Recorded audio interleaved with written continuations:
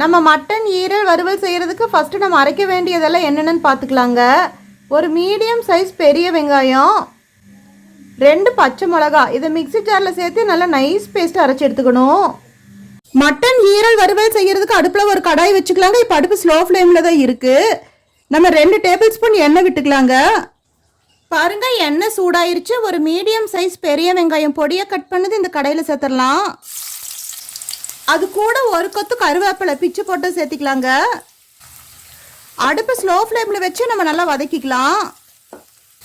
பாருங்க, நல்லா வதக்கிட்டோம். எண்ணெய் பிரிஞ்சு வந்துட்டு இருக்கு. இப்போ நம்ம மிக்சியில் அரைச்சி வச்சிருக்கிற வெங்காய மிளகாய் பேஸ்ட் சேர்த்திக்கலாம். அடுப்பு நம்ம இப்போ மீடியம் ஃப்ளேமுக்கு மாற்றிக்கலாங்க. நல்லா வதக்கி இந்த வெங்காயத்தோட பச்சை வாசனை போய் எண்ணெய் பிரிஞ்சு வரணும். அந்த வரைக்கும் நம்ம நல்லா வதக்கிக்கணும். பாருங்க, நம்ம அடுப்பு ஸ்லோ ஃப்ளேமில் வச்சு நல்லா வதக்கிட்டு இந்த பெரிய வெங்காயத்தோட பச்சை வாசனை நல்லா போய் இப்போ எண்ணெய் பிரிஞ்சு வந்துட்டு இருக்கு. இப்போ நம்ம 1 டீஸ்பூன் இஞ்சி பூண்டு பேஸ்ட் சேர்த்திக்கலாம். நல்லா வதக்கிக்கலாங்க. இந்த இஞ்சி பூண்டோட பச்சை வாசனை போய் எண்ணெய் பிரிஞ்சு வரணும். அந்த வரைக்கும் நம்ம நல்லா வதக்கிக்கலாம். பாருங்க, இஞ்சி பூண்டோட பச்சை வாசனை போய் இப்போ எண்ணெய் பிரிஞ்சு வந்துட்டு இருக்கு. இப்போ நம்ம 1/2 டீஸ்பூன் மஞ்சள் பவுடர் சேர்த்திக்கலாம். 1 டேபிள் ஸ்பூன் வரமிளகாய் பவுடர் சேர்த்திக்கலாங்க. 1 டேபிள் ஸ்பூன் கொத்தமல்லி பவுடர் சேர்த்திக்கலாம். இப்போ இந்த 3 நம்ம நல்லா வதக்கிக்கலாம்.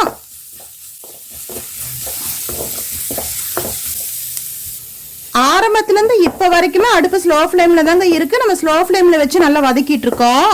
பாருங்க, நல்லா வதக்கிட்டோம். இப்போ மசாலாலாம் நல்லா இந்த எண்ணெயிலே ஃப்ரை ஆயிடுச்சு. இப்போ எண்ணெய் பிரிஞ்சு வந்துட்டு இருக்கு. இப்போ நம்ம ஈரல் எடுத்து 1/2 மணி நேரத்துக்கு முன்னாடியே உப்பு தண்ணியில் ஊற வச்சுருந்தாங்க. அதாவது உப்பு போட்ட தண்ணியில் நல்லா ஊறிடுச்சு. இப்போ நல்லா வடிச்சிட்டோம். இப்போ வடிச்சிட்டு இந்த கடாயில் சேர்த்துடலாம்.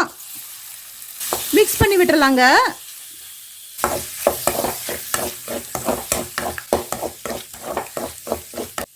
நல்லா மிக்ஸ் பண்ணி விட்டுறலாங்க. இப்போ அடுப்பை நம்ம ஹை ஃப்ளேமுக்கு மாற்றிக்கலாம். ஈரல் சீக்கிரம் வெந்துருங்க. அதனால நம்ம குக்கர்ல எல்லாம் வேக வைக்க தேவையில்லை.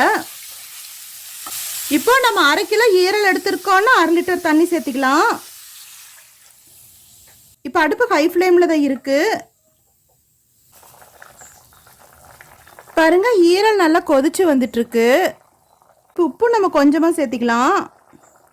நம்ம என்னதான் உப்பு தண்ணியில் ஈரல் ஊற வச்சிருந்தாலும் அந்த உப்பு பத்தாதுங்க. இப்போ நம்ம கொஞ்சம் பார்த்து தேவையான அளவு சேர்த்திக்கலாம். நல்லா மிக்ஸ் பண்ணி விட்டுடலாங்க.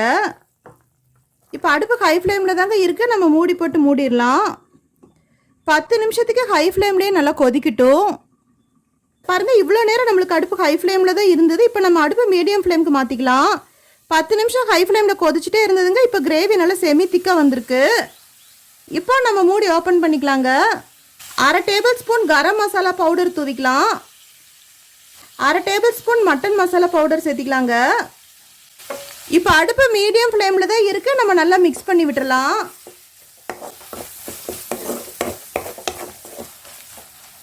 பாருங்கள், நம்ம அடுப்பை மீடியம் ஃப்ளேமில் வச்சு நல்லா மிக்ஸ் பண்ணி விட்டுட்டோம். இன்னும் 5 நிமிஷத்துக்கு இந்த மாதிரி மீடியம் ஃப்ளேம்லேயே கொதிச்சுட்டு இருக்கட்டுங்க. பாருங்கள், இப்போ நம்மளுக்கு கொஞ்சம் கிரேவி பதத்தில் இருக்கிறது இப்போ கொஞ்சம் நேரத்தில் ட்ரை ஆயிரும். பாருங்கள், இப்போ மீடியம் ஃப்ளேமில் இருந்த அடுப்பை இப்போ நம்ம ஸ்லோ ஃப்ளேமுக்கு மாற்றிக்கலாம். 1 கொத்து கொத்தமல்லி இலை பிச்சு போட்டுக்கலாங்க. நம்ம நல்லா மிக்ஸ் பண்ணி விட்டுறலாம். பாருங்கள், இப்போ நம்ம கொத்தமல்லி இலை போட்டு நல்லா பெரட்டி விட்டுட்டோம். இப்போ நல்லா ட்ரையாக வந்துருச்சு. நம்ம இப்போ இந்த ஸ்டேஜில் அடுப்பு ஆஃப் பண்ணிடலாங்க.